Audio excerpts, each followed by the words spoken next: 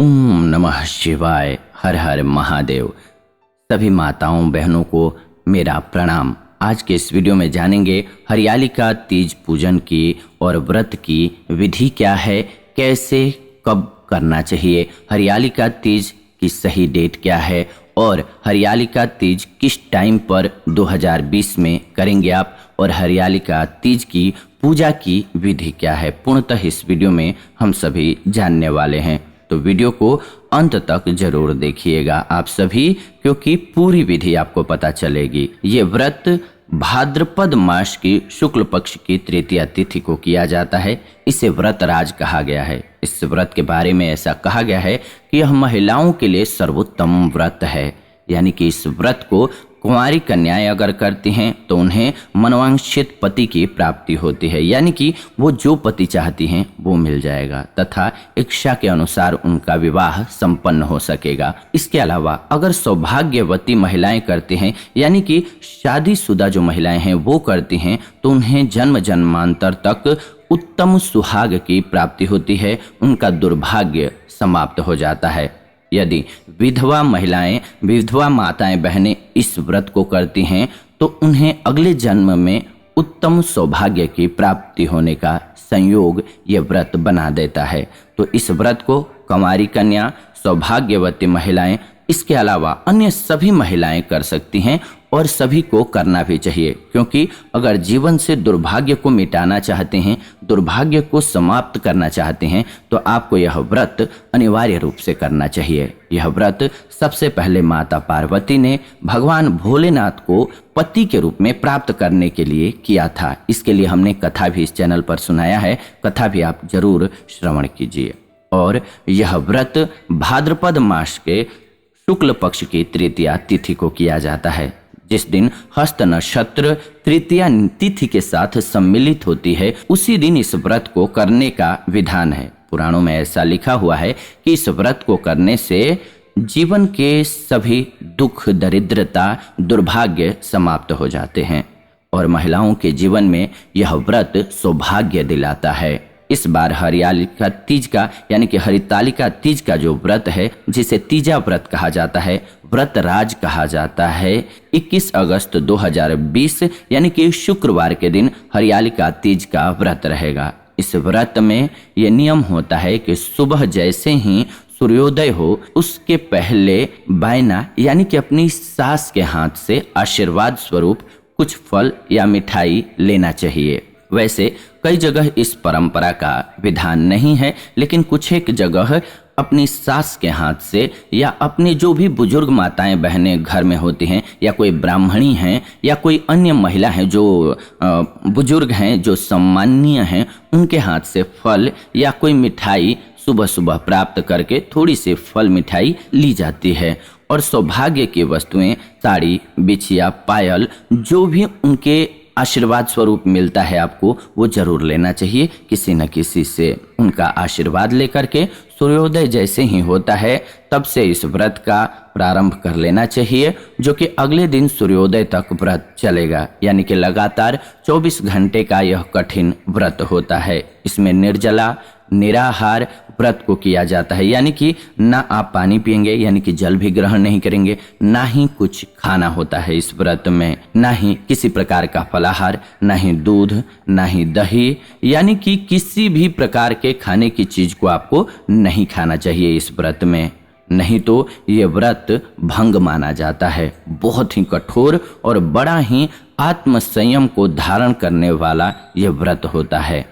हरितालिका तीज के दिन सुबह आपको सूर्योदय से पहले उठ जाना चाहिए और उठ करके सबसे पहले स्नान ध्यान कर लीजिए, शुद्ध वस्त्र धारण कर लीजिए, साफ स्वच्छ वस्त्र का धारण जरूर कीजिए। आपके पास नया हो वो पहनिए, या फिर आप पुराने ही कपड़े हों तो उनको अच्छे से धो करके साफ करके पहले से रख लीजिए आज ही से, और उसको ही धारण कीजिएगा। सासू माँ का आशीर्वाद लेकर के, घर के बड़े बुजुर्गों का आशीर्वाद प्राप्त करके, और सूर्योदय के समय संकल्प आपको करना है, हाथ में जल लेकर के, और बोलना है, आज भगवान की कृपा से मैं हरितालिका तीज का व्रत प्रारंभ करने जा रही हूँ। मुझे ईश्वर प्रभु शक्ति प्रदान करें, मेरी समस्त मनोकामनाओं को पूर्ण करने की शक्ति दें और पूर्ण करने में सहयोग करें। और मेरे जीवन में जो भी मेरी इच्छाएं हैं वो पूर्ण हो जाएं, कठिनाइयां सारी दूर हो जाएं। इस प्रकार से संकल्प करके सूर्योदय के साथ इस व्रत का प्रारंभ कीजिए और शाम को समय प्रदोष काल में भगवान शिव जी का यानी कि शंकर जी का पूजा करना चाहिए। शाम में पूजा कीजिएगा और इस विधान में बालू रेती के शिवलिंग बनाना चाहिए। आपको बालू रेती के गौरी, गणेश और पार्वती माता को आप स्थापित कीजिएगा। इसके अलावा केले का मंडप और एक फुलेरा लगा लीजिएगा। यदि ये सब आप नहीं कर सकते हैं तो केवल भगवान भोलेनाथ के शिवलिंग के पूजन से भी आपको लाभ होता है और उनको आपको जल, दूध, पंचामृत ये सभी सामग्रियां अर्पित करनी चाहिए। इसके अलावा सौभाग्य सामग्री आपको अर्पित करनी चाहिए। इसके अलावा इस दिन व्रत में आपको कभी भी झूठ नहीं बोलना चाहिए, क्रोध नहीं करना चाहिए, विवाद, लड़ाई झगड़ा नहीं करना चाहिए और घर में मान सम्मान का बिल्कुल पालन करना चाहिए। इसके अलावा किसी भी प्रकार के मांस मदिरा का सेवन नहीं करना चाहिए, किसी भी प्रकार के नशे का सेवन नहीं करना चाहिए और पूरे दिन शांत चित्त रह करके हरितालिका तीज का व्रत करना चाहिए और पूरे दिन पूरे मनोयोग से भगवान की भक्ति करनी चाहिए, क्योंकि भगवान भोलेनाथ इस दिन अत्यधिक प्रसन्न अवस्था में रहते हैं और यदि कोई निष्ठा के साथ, पूरी भावना के साथ व्रत करता है तो निश्चित ही उसकी सभी मनोकामनाएं पूर्ण हो जाती हैं। इसके अगले दिन 22 दिन का जब सूर्योदय हो तो सुबह 6:03 पर उस समय आपको इस व्रत से पारणा करना चाहिए। जल से भी आप पारण कर सकते हैं, यानी कि चतुर्थी का व्रत अगर आपको अगले दिन करना है तो ये काम कीजिएगा कि आप जल से पारणा कर लीजिएगा। नहीं तो आप अन्न से, फल से, मिठाई से, कोई भी व्रत की सामग्री है या अन्य सामग्री है उससे पारणा कर सकते हैं। इस प्रकार से निर्जला को रह करके 24 घंटे इस व्रत को करना है और इस व्रत में सबसे महत्वपूर्ण बात यह है कि जो सौभाग्यवती महिलाएं होती हैं उन्हें 16 श्रृंगार धारण करके इस व्रत को करना चाहिए तथा कुंवारी कन्याएं जो होती हैं उनको विवाहित महिलाएं जैसे मंगलसूत्र पहनती हैं, बिछिया पहनती हैं, वो सब नहीं पहनना है। इसके अलावा मांग में सिंदूर नहीं लगाना है, मंगलसूत्र नहीं पहनना है। इसके अलावा पाँव में बिछिया, क्योंकि विवाहित महिलाएं जो श्रृंगार करती हैं उनको छोड़ करके आप सारे श्रृंगार कर सकते हैं, यानी कि कुंवारी कन्याएं कर सकते हैं, लेकिन जो एक शादीशुदा महिलाएं श्रृंगार करती हैं वो नहीं करना है।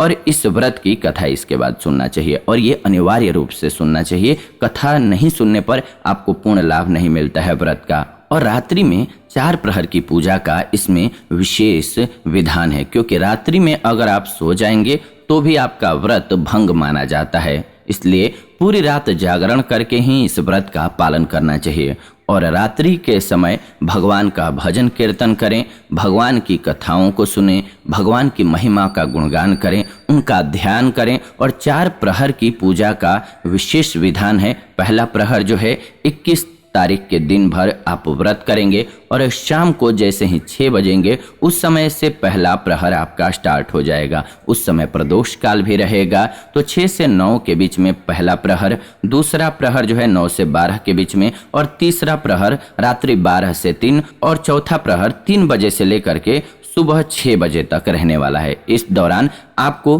भगवान भोलेनाथ, माता पार्वती और गणेश जी का विधिवत पूजन करना है। उनको पुष्प, बिल्व पत्र, सौभाग्य की सारी सामग्रियां, पूजा में जो भी चीजें चढ़ाई जाती हैं वो सब कुछ, साड़ी, चूड़ी, बिछिया, जो श्रृंगार के सारे सामान होते हैं औरतों के, वो सारी चीजें चढ़ानी चाहिए। सभी सामग्रियों को जितना आपसे संभव हो उतना अर्पित करना चाहिए। इस दिन अच्छे प्रकार से श्रृंगार करके, मेहंदी इत्यादि लगा करके और पूरे भक्ति भाव के साथ में, पूरे मन के साथ में, पूरे विश्वास के साथ में, पूरी श्रद्धा के साथ में आपको व्रत करना चाहिए, क्योंकि माता पार्वती ने इस व्रत को करके ही भगवान भोलेनाथ को प्राप्त किया था और इस व्रत को व्रतराज कहा गया है।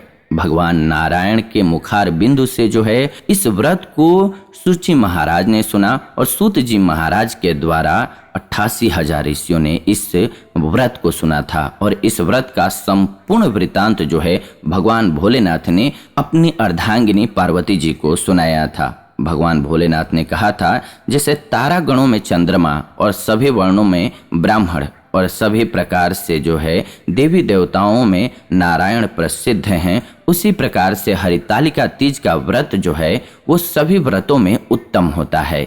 इसीलिए इस व्रत को व्रतराज कहा गया है, यानी कि जितने भी व्रत होते हैं सबका कोई अगर राजा है तो वो हरितालिका तीज है। इसीलिए सभी महिलाओं को पूरी निष्ठा के साथ में इस व्रत को करना चाहिए। माता पार्वती ने भगवान भोलेनाथ से पूछा था कि हे प्रभु, आप कृपा करके मुझे इस व्रत के बारे में बताइए और मुझे आपका अर्ध आसन कैसे प्राप्त हुआ और मैं आपकी अर्धांगिनी कैसे बन पाई हूँ, इस कारण को मैं जानना चाहती हूँ। तो भगवान भोलेनाथ ने उनको बताया था, देवी सुनो, तुम जो है राजा हिमालय की पुत्री थी और तुम्हारा विवाह जो है वो नारद जी के कहने के अनुसार, यानी कि नारद जी ने आकर के तुम्हारे पिता से कहा कि भगवान नारायण यानी कि विष्णु जी आपकी पुत्री से शादी करना चाहते हैं। तो तुम्हारे पिता भी मान गए। उधर नारद जी ने जाकर के विष्णु भगवान से कहा था कि हिमालय जो है वो अपनी पुत्री की शादी आपसे करना चाहते हैं। इस प्रकार से शादी तय हो गई थी, लेकिन तुम मन ही मन मुझे पति रूप में मान चुकी थी, वर्ण कर चुकी थी। इसीलिए तुम अपना घर छोड़ करके अपनी सहेली के माध्यम से, यानी कि सहेली तुमको हरण करके वन में लेकर के ले गई थी और इसीलिए इस व्रत का नाम जो है हरितालिका तीज पड़ा। इसीलिए तीजा भी कहा जाता है, हरण करके, हरितालिका यानी कि हरण करके और जो बाहर ले गई सखी तुम्हारी, इसीलिए हरितालिका इसका नाम पड़ा। और बाहर जाकर के तुमने अन्न जल का त्याग किया और केवल वहां पर कुछ वायु का सेवन करके इस प्रकार से कठिन व्रत को किया, जबकि सावन की तुमने बारिश सही, इसके बाद भाद्रपद माह की गर्मी सही जो कि हिरण को भी मार डालता है, वो भीषण गर्मी सही और इतने कठिन ढंग से तुमने वहां पर व्रत किया और कई वर्षों तक तुम इस व्रत को करते रही। और हरितालिका तीज के दिन यानी कि इस तृतीया तिथि को तुम सारी रात जगी रही और एक शिवलिंग बनाई बालू का और उसका पूजन करते रही। इस विधान को पूरी निष्ठा से संपन्न किया तुमने और उसी दिन मैंने प्रसन्न होकर के तुम्हें वरदान दिया था कि मैं तुम्हें अपनी पत्नी के रूप में स्वीकार करूंगा। इस प्रकार से इस व्रत के माध्यम से ही तुमको मेरा अर्ध आसन प्राप्त हुआ है। यह कठोर नियम का तुमने पालन किया था और उसके पश्चात तुम्हारे पिता हिमालय ने भी इस बात को मान लिया और मेरे साथ तुम्हारा विवाह संपन्न हो गया। इस प्रकार से इसीलिए इस व्रत को व्रतराज कहा गया है। कोई भी महिला, कोई भी कन्या, कोई भी स्त्री अगर इस व्रत को पूरी भावना श्रद्धा के साथ करती है तो उसके जन्म जन्मांतर के पाप नष्ट हो जाते हैं और उनके जीवन का दुर्भाग्य समाप्त हो जाता है, उनके भाग्य का उदय हो जाता है और उनके जीवन के सभी कष्ट और संकट मिट जाते हैं हमेशा के लिए। तो आज जो ये आप जाने हैं हरितालिका तीज के बारे में, तो जरूर एक बार कमेंट में लिखिएगा माता गौरा की जय और ओम नमः शिवाय, हर हर महादेव कमेंट में जरूर लिखेगा। हरितालिका तीज का व्रत बहुत ही शुभ होता है। इस व्रत को इस बार 21 तारीख को एक बार और ध्यान दे लीजिए, 21 तारीख यानी कि दिन शुक्रवार को करना है आपको। सूर्योदय से स्टार्ट हो जाएगा व्रत, उसके बाद आपको न पानी पीना है, ना ही आपको कुछ खाना है, किसी भी प्रकार का ना फल फूल, ना ही अनाज, किसी भी प्रकार की चीज का सेवन नहीं करना है, पानी का भी यहाँ तक सेवन नहीं करना है। और अगले दिन सुबह के 6 बजने के बाद पारना करना है आपको, यानी कि सूर्योदय के बाद पारना करना है। और इस प्रकार से ये व्रत जो है संपन्न हो जाता है। नए वस्त्र पहनने होते हैं। इसी चैनल पर हमने आपके लिए इस व्रत की कथा भी सुनाया हुआ है, विस्तार से विधि भी बताया हुआ है, सामग्री भी बताया हुआ है। वैसे तो इस वीडियो में भी हमने आपको बताया, या फिर इसी चैनल पर प्लेलिस्ट पड़ी हुई है, उसमें कंप्लीटली हरितालिका तीज के संबंध में हमने आपको बताया हुआ है। तो जाके जरूर देखिए और अपना विशेष प्यार ऐसे ही चैनल पर बनाए रखिए। वीडियो को लाइक कर दीजिए, शेयर कर दीजिए व्हाट्सएप पे, फेसबुक पे, ताकि सभी को वीडियो मिल सके। और कमेंट में आप जरूर लिखिए ओम नमः शिवाय, हर हर महादेव। नए ऐसे वीडियो के लिए, यानी कि नए व्रत कौन से आने वाले हैं, त्योहार कौन सा आने वाला है, उसकी विधि क्या है, नियम क्या है और उसकी कथा क्या है, ये सबसे पहले जानने के लिए चैनल को सब्सक्राइब कर लीजिए, बेल नोटिफिकेशन को ऑन कर लीजिए ताकि नई वीडियो आपको सबसे पहले मिले। फिलहाल आज के इस वीडियो में इतना ही, विदा लेते हैं आज की इस वीडियो से। जुड़ेंगे नई वीडियो में, तब तक आप सभी खुश रहें, आनंदित रहें, प्रेम से बोले हमारे साथ ओम नमः शिवाय, हर हर महादेव।